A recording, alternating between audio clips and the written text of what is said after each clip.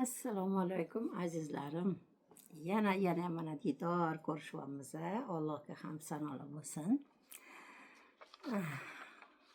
Alloh ko'p yillarga mana shunaqa birgalikda bo'lib kasalliklar haqida bir-birimizdan uzoq suhbatlashib, men bergan nasihatlar sizlarni sog'lig'inglarga foydasi tegsa men bundan xursandman.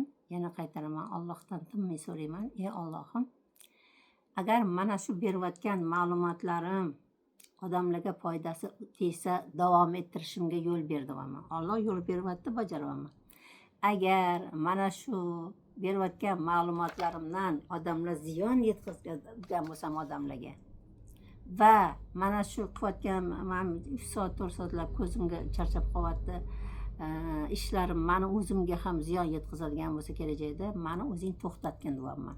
Mani to'xtashim bu Allohga bog'liq. Alloh qachon to'xta bo'l. Demak, men Xudodan so'raganimni Alloh aytibdi, bandam mendan so'rasin, bermaslikka uyalaman. Demak, qachongacha davom etishini buni men emas, siz ham emas, Alloh biladi. Demak, Allohdan so'raganim shu. Avvalambor odamlarga foydam tegsa davom ettiring. Agar ziyonim tegadigan bo'lsa to'xtating. Va o'zimga ham ziyon beradigan bo'lsa Alloh meni o'zing to'xtat bundan davom et. Endi bugun mana ro'zani Xudo xolsa 25-kuni o'rtoqlar, hammanglar yaxshimisizlar? Ro'zadan qiynalmayapsizlarmi? Mazza qilib tutyapman. Ertaga mana dushanba kuni 16-mart ro'zani 26dan 27ga o'tar kechasi. To'g'rimi? Qanaqa kecha? Uzoq kutgan qadr kechasi. Ana shu qadr kechada Alloh hammamizga to'liq ibodatlarni qilib, tahajjudlar o'qib, Qur'on o'qib, salovatlar etib, Allohni zikr qilib o'tirishga Alloh nasib qilsin hammamizga. Chunki ertaga eng ulug' kun. Yurtimizga tinchlik so'raymiz, xotirjamlik so'raymiz, oilamizga tinchlik, xotirjamlik uchun ertaga mana o'sha kun keladi. Ya'ni qadr kechasida Alloh osmondan qulasa, 7 qavat osmon tepasida arshda o'tiradilar. Alloh o'sha kuni mana ertaga shomdan keyin Allohim dunyo osmoniga ucharkanda so'rar ekan farishtalardan. Qani, qaysi bandam? Nima qilyapti? Nima so'rayapti mendan? So'raganini beringlar. Men bermaslikka uyalaman ekan.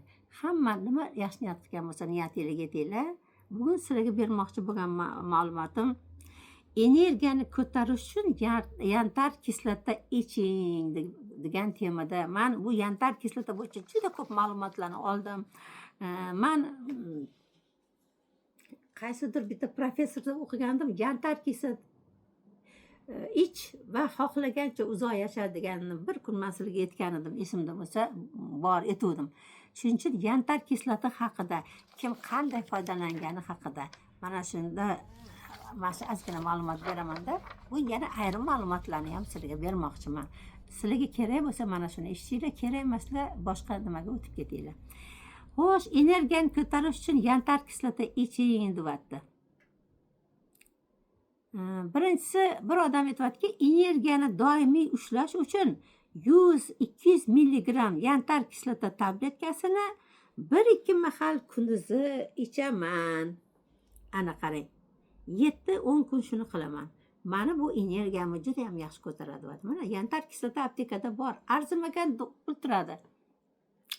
Agar boshim og'risa deydi bir ayol, 100 milligram yantar kislotani olamanda men ichmayman, tilimni tagiga qo'yaman. Yoki suv bilan ichsa ham bo'ladi.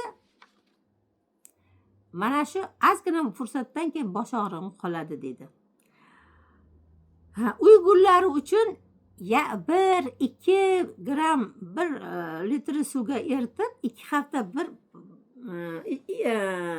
barglarni yuvaman dedi. Mana menda yantar kislotani bunda idishchada, salafan idishchasida bor. Qizim olib keldi. Gullarimga yashnashi uchun o'sha gullarimga ana shuni, demak 1 litr suvga 1 choy qoshiq surib, mana shuni dedi 1-2 gram solib dedi, mana shuni dedi gullaga dedi.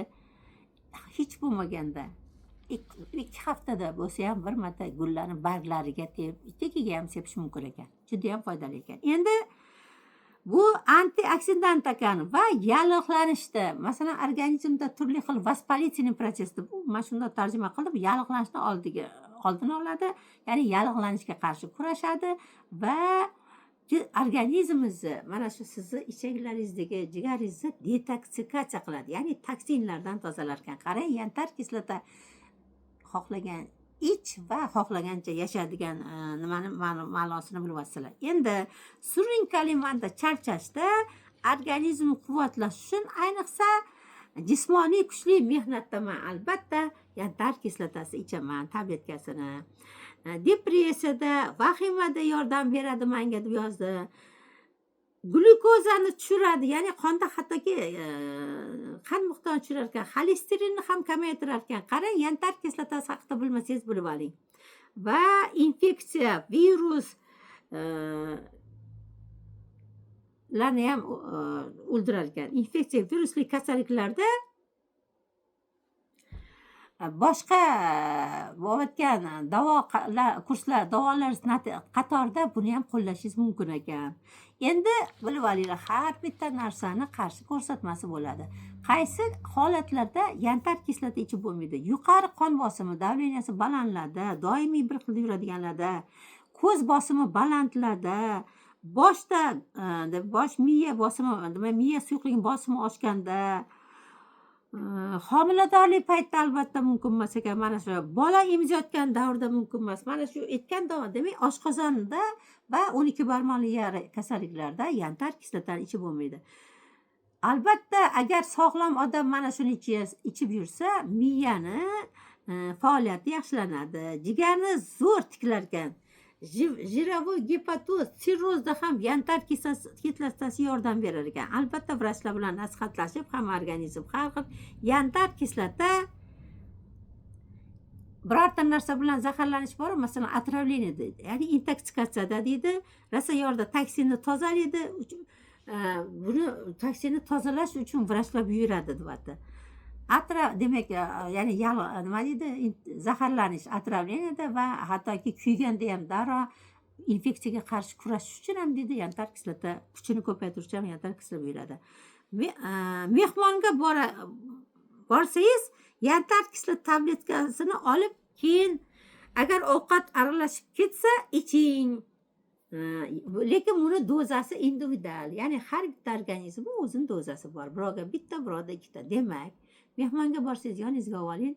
Agar ovqatlar aralashib ko'p yeyorsangiz, yantar kislotasini o'zingiz dozangiz bo'yicha iching deyapti. Yuzni tozalash mumkin ekan, yantar kislota tabletkasini yozib olinglar, yuzni tozalamoqchi bo'lganlar. 2 ta tabletka yantar kislotaga yarim choy qoshiq zaytun yog'i. Mana shuni aralashtiringda 20 minut yuzingizga suring, yuzingizni oqartiradi, dog'larni ketkazib va hokazo marshinlarni tekislaydi dedi. Birinchi xil bu.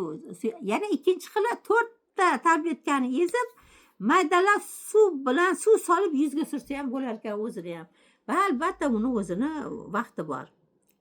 Ajinlarni ketkazadi. 10-15 minutdan keyin albatta yuvib kerak. Bu sizni yuzingizni tozalash uchun ekan. Mana sizga yantar kislotaning mo'jizalari.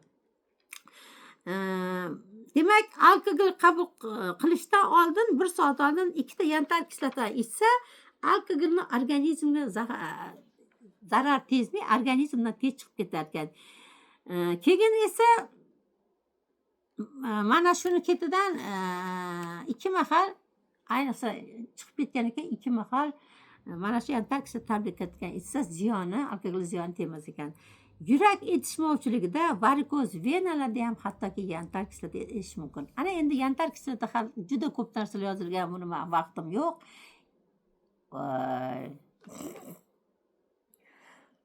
Ammo yo'q, to'g'ri ekan, men yoqmadim dedim o'zim.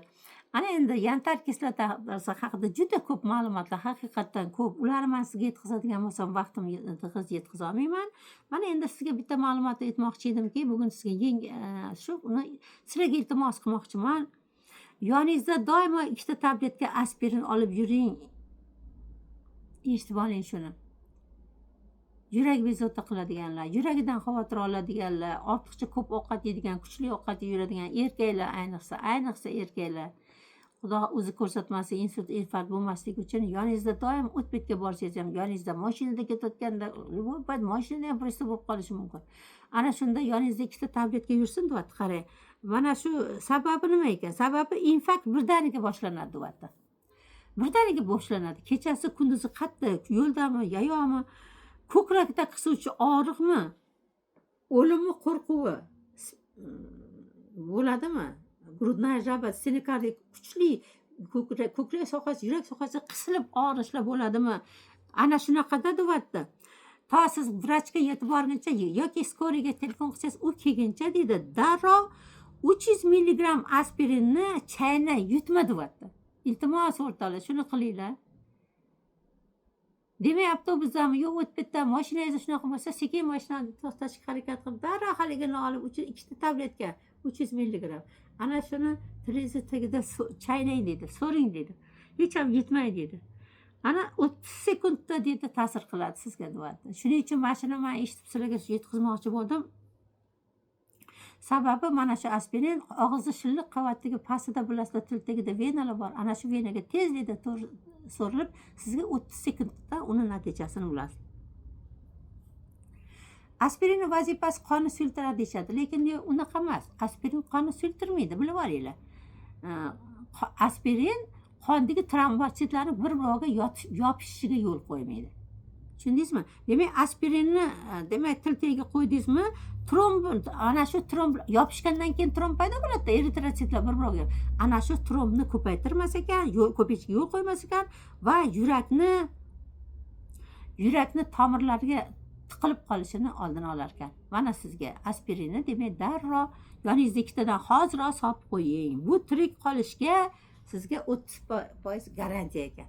Qarang, 100% bo'lsa tirik qolishi 30% qancha, demak 100dan 30 tasi yo'l bilan omon qoladi degan ma'noda. Avvalom hech kim kasal bo'lmasin. Albatta, har aspirinni ham allergiyasi bolalarga mumkin emas va agar o'sha odamda ichki qon ketish xavfi bo'lsa ham aspirin mumkin emas. Buni ham bilib olinglar.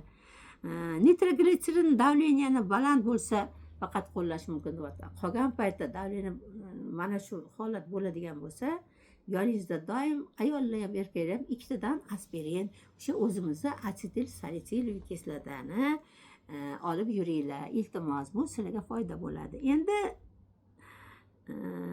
demak, o'zim ham yuqorida aytdim. Qonni suyultirish bu hali qimmat dorilarni ichish emas. Suv, imbir, chesnok, kurkuma, omega 3. Mana sizni qonish suyuqligi. Suv ichib yuring, perkis, soda, mana sizni qonish suyuqligi. Mana sizga bugun yetkazmoqchiman. Bitta savol beribdi, bitta dori haqida ayting, Dripton degan dori haqida. Mana shu Dripton nimaga foydalaniladi deb yozibdilar. Endi mani возможно nima deydi, hamma nimaga qodirligimni bular shug'ullanim shu sohanikimi demasdan, endi men hamma sohani birdan ololmayman, savol beribdilar. Dripton dori haqida so'rabdilar. Dripton qanaqa dori, shu haqida ma'lumot bersangiz. Bu Dripton kattalarga bir tabletkadan 2-3 mahal ichish mumkin ekan, bolalarga yosh bolalarga buni yarimtadan ichirish mumkin ekan. Yosh kattalar esa va bolalar bilan bir xilda yarimtadan 2 mahal ichish mumkin ekan. Bu qaysi holatda ishlatiladigan tabletka ekan? Bu siydik tuta olmaydi-yu. Bolalar ham siydik siyib qo'yadi nashnoy energiyasida va aksarisi ham siydik o'tib ketadiganlarda mana shu dorini mana dozasini aytdim. Dozasi yana qaytaraman. Kattalarda bir tabletkadan 2-3 marta bir kunda ichish mumkin ekan. Albatta kurs bilan ichiladi buni ham. Va bolalarda va katta yosh kattalarda esa, yosh katta keksalar esa yarimta tabletkadan kuniga 2 mahal ichishi bor yo'q mumkin ekan. Ana shu foydasi tegadigan, shuni so'ragan tabletga yetdim. Salomat bo'ling.